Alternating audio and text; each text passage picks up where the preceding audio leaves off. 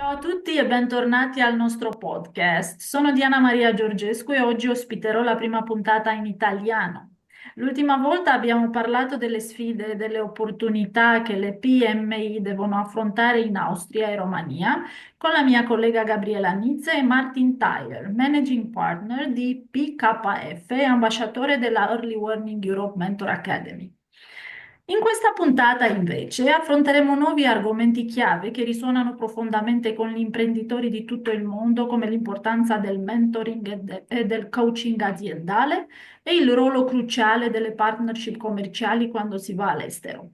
L'obiettivo principale dell'intera discussione è quello di estrarre preziosi insegnamenti dai nostri mentor qui e ospiti internazionali che oggi lavorano con culture diverse in tutto il mondo e adattarli al contesto imprenditoriale rumeno. I nostri ospiti speciali di oggi sono i soci fondatori di EIMI, Associazione Italiana del Mentoring per l'Impresa, Giovanni Belli, Elena Galetti, Paolo Franceschini e Anna Tiberi. Benvenuti a tutti.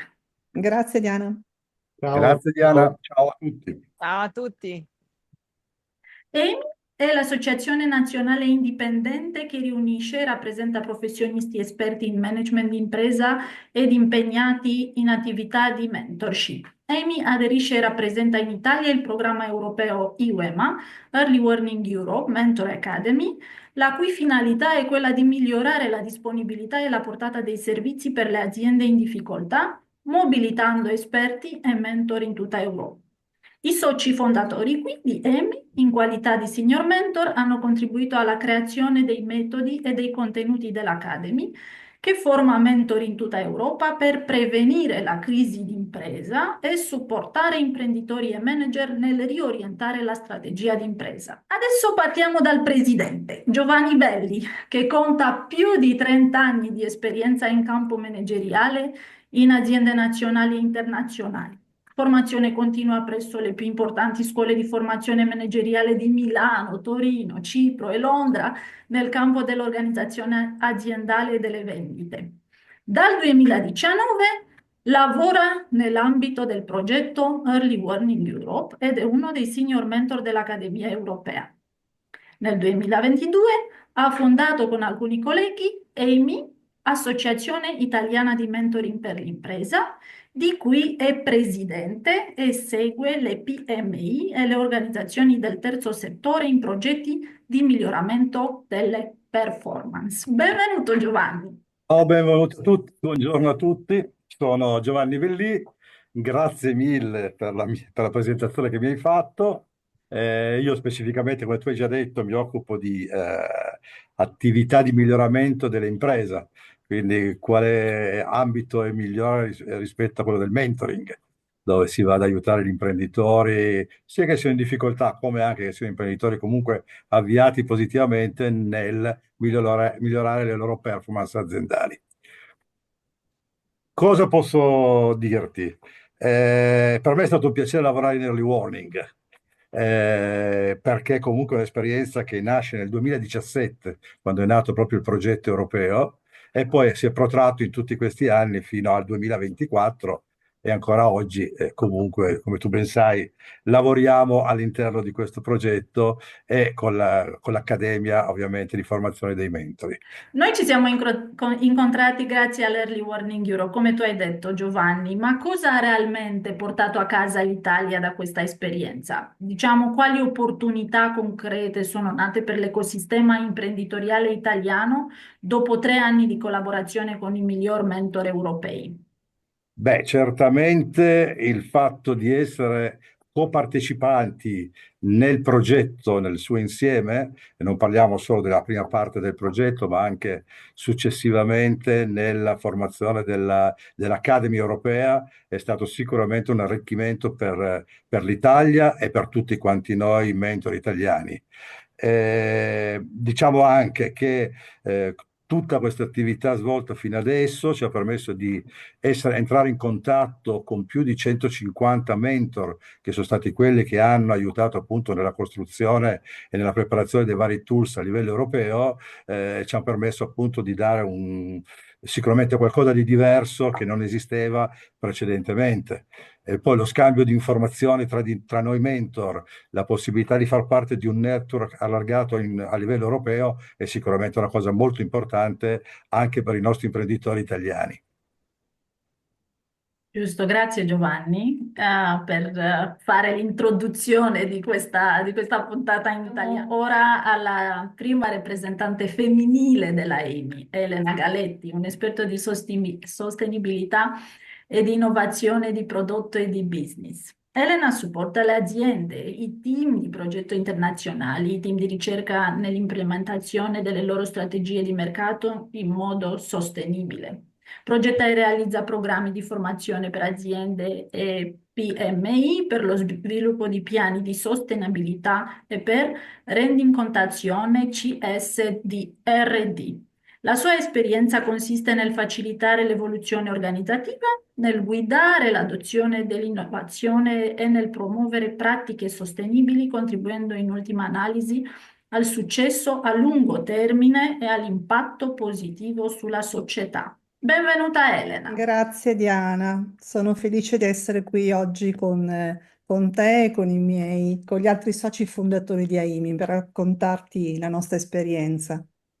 Grazie per essere venuta. Le partnership, no? Sono il motore Esatto. dell'innovazione.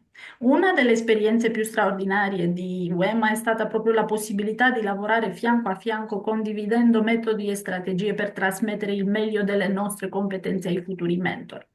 Elena, dalla tua esperienza internazionale, quali vantaggi vedi nello sviluppo di partnership di business tra Italia e Romania? Quali opportunità, diciamo, possono nascere da questa collaborazione e come possono imprenditori e mentor beneficiarne al massimo? Allora, guarda, nella mia presentazione hai parlato appunto di sostenibilità, hai parlato di innovazione. La mia esperienza è nata dopo, anche per me, 20 anni in azienda come manager, nel fare da mentor per team di startup piuttosto che team universitari, centri di ricerca, e sempre il tema che è nato e si è discusso con tutti i team è stato quello di avviare delle collaborazioni, delle partnership, che fossero partnership con altri innovatori piuttosto che comunque con altre fonti di idee, perché quello è sicuramente una necessità per chi innova, essere curiosi e cercare anche a livello internazionale se ci sono altri progetti, similitudini di idee che possono rendere ancora più fertile il campo dell'innovazione.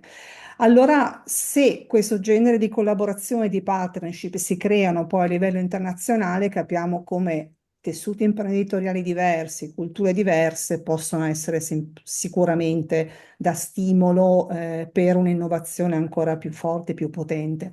Beh, quando abbiamo lavorato insieme durante le nostre sessioni di lavoro e nei nostri meeting in EUEM abbiamo capito che insieme potevamo fare qualcosa di molto interessante mettendo a sistema le nostre conoscenze.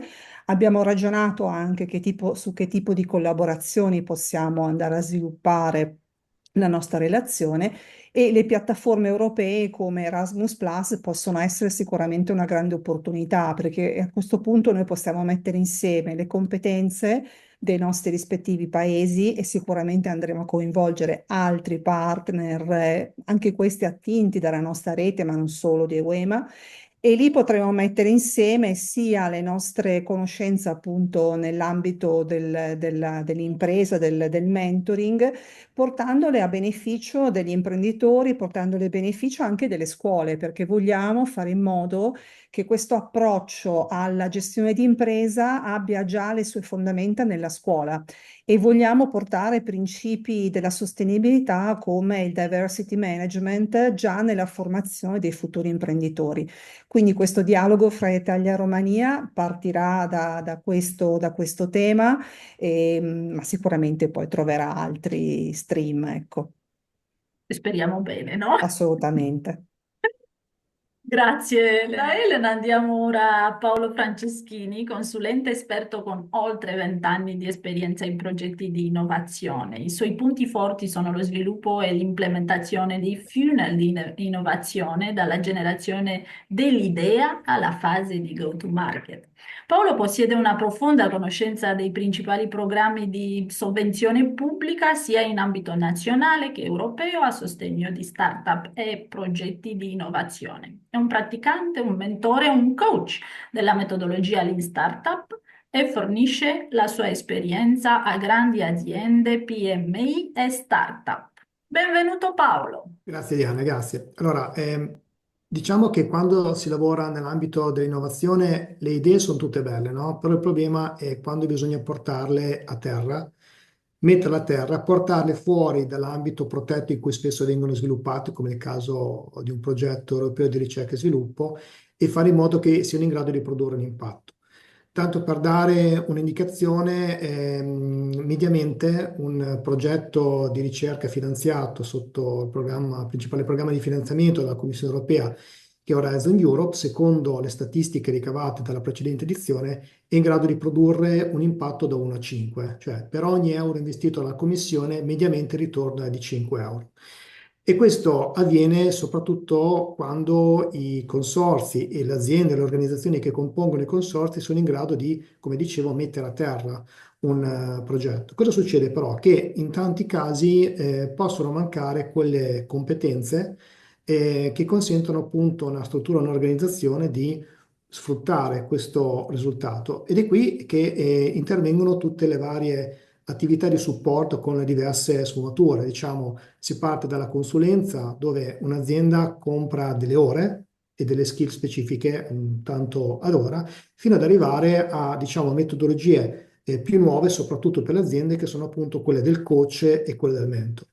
Il coach è una sorta di allenatore, no? Come suggerisce la parola, è come un allenatore mette a disposizione delle aziende delle competenze, lo fa lungo un percorso che può essere più o meno lungo, ma diciamo la finalità, come anche accade per il mentor, è quello di fare in modo che l'azienda diventi autonoma nello sfruttamento, nello sviluppo di certi tipi di attività.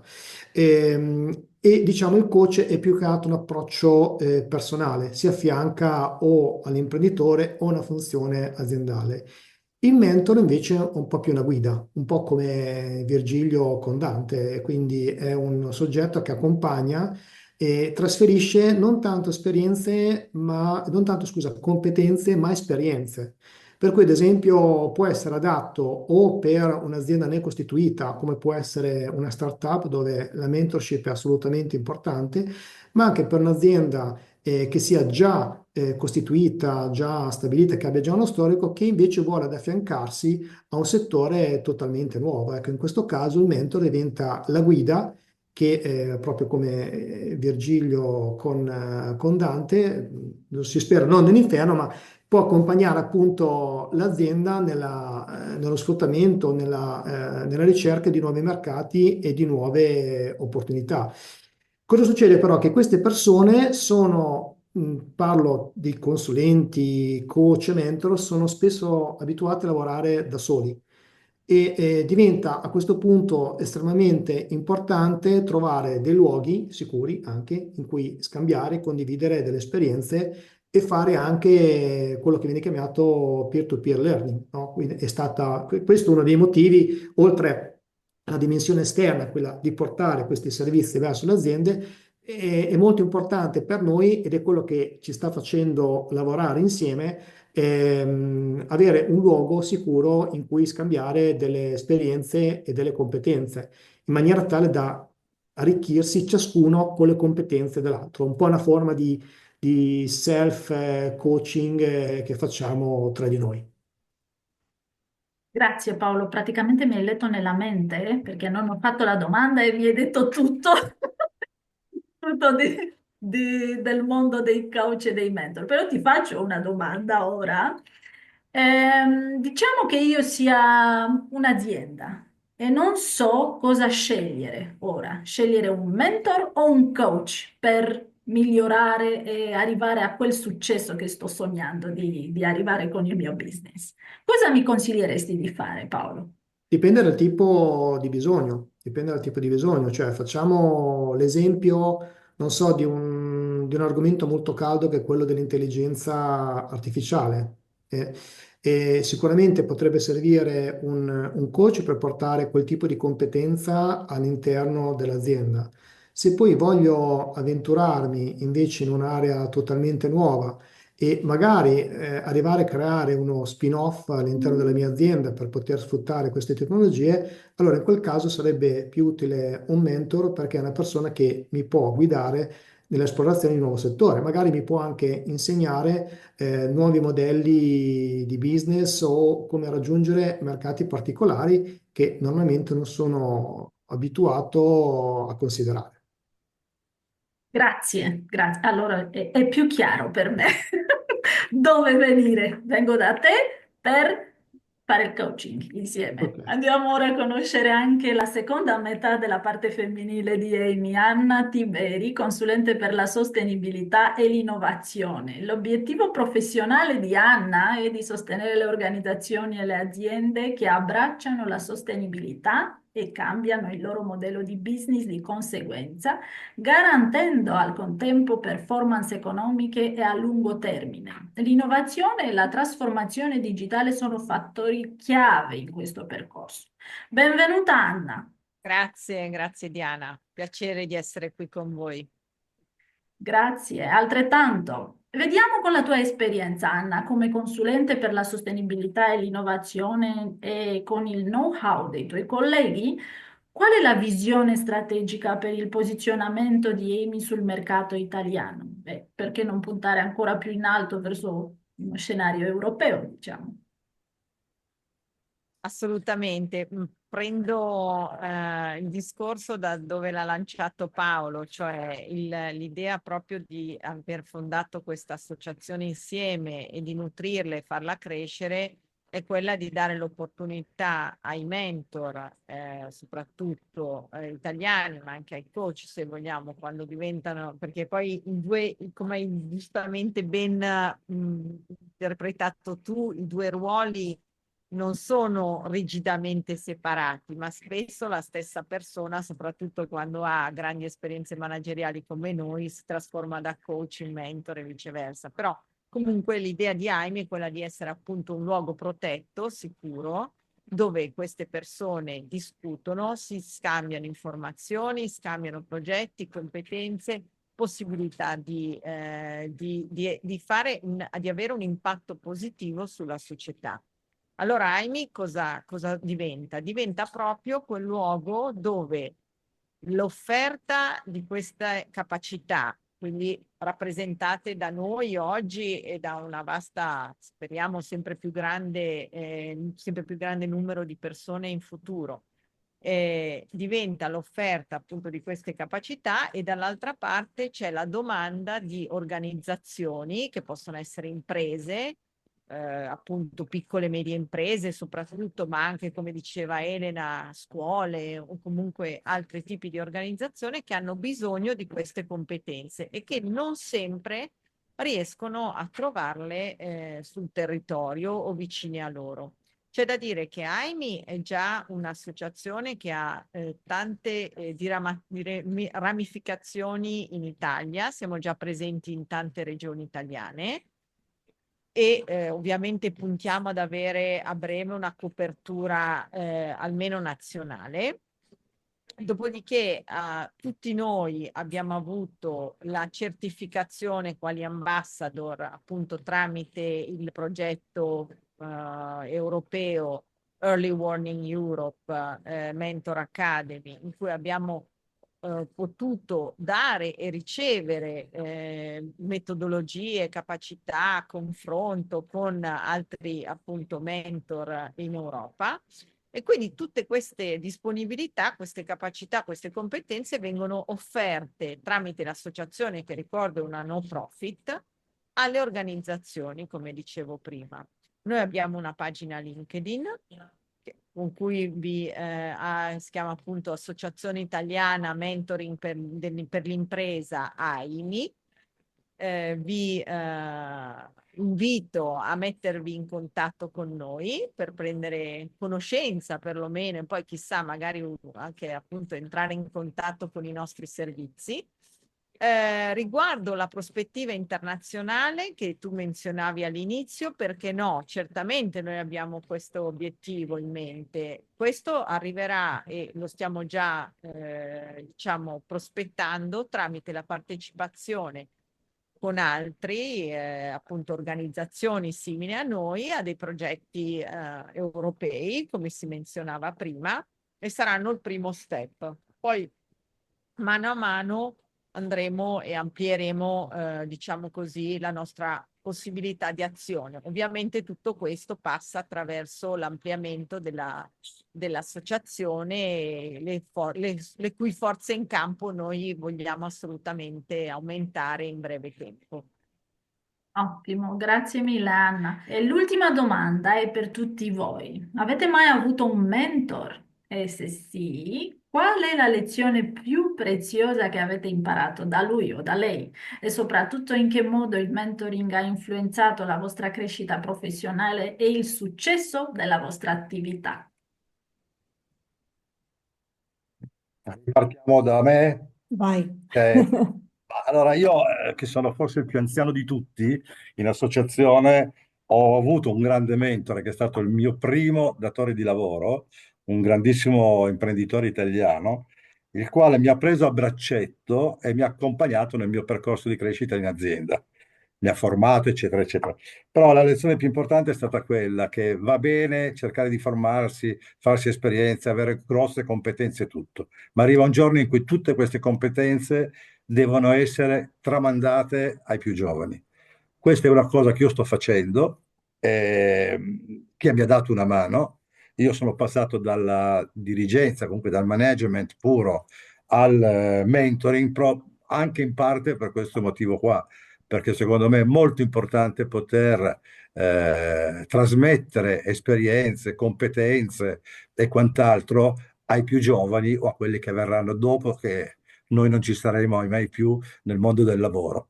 No, no, nel mondo del lavoro, specifico. Ok?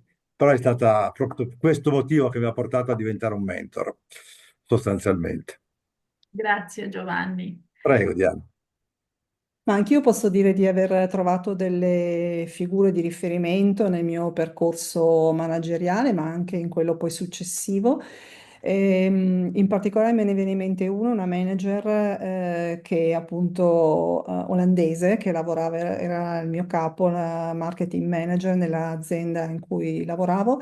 E mi ha veramente stravolto l'esistenza, nel senso che era una persona che aveva una capacità, diciamo, nel problem solving eccezionale e allo stesso tempo anche maniacale nella precisione, nel trovare sempre nella lettura dei dati, poi le informazioni giuste per prendere decisioni. Quindi con lei le giornate non finivano mai, ma perché era una continua ricerca sempre di nuovi spunti, nuove idee. Quindi non è che si lavorasse sine tempore diciamo, per stile di vita, ma proprio perché c'era questa voglia di riuscire a trovare sempre un punto di miglioramento sempre continuo. E poi devo dire che facendo anche da mentor ho imparato, lavorando anche con le start-up, un mutuo, diciamo, lavoro di coaching e di mentoring, perché dopo tanti anni in azienda, lavorare con team, con magari competenze forti, poche risorse, ma molta capacità, diciamo, di innovare, di portare nuove idee sul mercato è stato estremamente stimolante, mi ha sicuramente lasciato anche grandi insegnamenti. Ottimo, grazie mille Elena. Ok, intervengo io. Grazie a te. Il primo momento è stato anche per me il mio primo capo e mi ha insegnato a lavorare, tanto che molte delle cose che mi ha passato io le uso tuttora. E tante sono due o tre tecniche essenziali, però siccome nel mio mestiere si lavora molto per scadenze al secondo, e quello che mi ha insegnato appunto dove recuperare quelle risorse che possono mancare quando si è veramente sotto la scadenza, non perdere mai di vista il focus, a non perdere mai la calma, non andare mai in panico. E molte di quelle cose, ripeto, le utilizzo tuttora nel mio lavoro e so esattamente quando è il momento di recuperare, di spingere un po' sull'acceleratore, dove recuperare quel tipo di risorse. E quindi soprattutto per, diciamo, una persona che inizia, è essenziale avere un senior che passa il metodo per imparare a lavorare nel modo giusto e corretto. Grazie Paolo. Anna? Dulcis in fondo, allora arrivo io. Dunque, per quanto riguarda, non posso dire di aver avuto un mentor specifico, direi più persone, perché le mie esperienze manageriali sono state abbastanza diversificate in settori diversi e con dimensioni di azienda diverse. Quindi però devo dire che in Italia si dice no, impara l'arte, mettila da parte, che vuol dire che in ogni situazione ci possono essere insegnamenti che poi un giorno potrai ritrovare, riproporre, reimplementare in situazioni anche molto diverse, però quell'insegnamento ti avrà, ti sarà utile. Quindi quello direi che è un po' la capacità di, diciamo, anche di adattamento che abbiamo noi.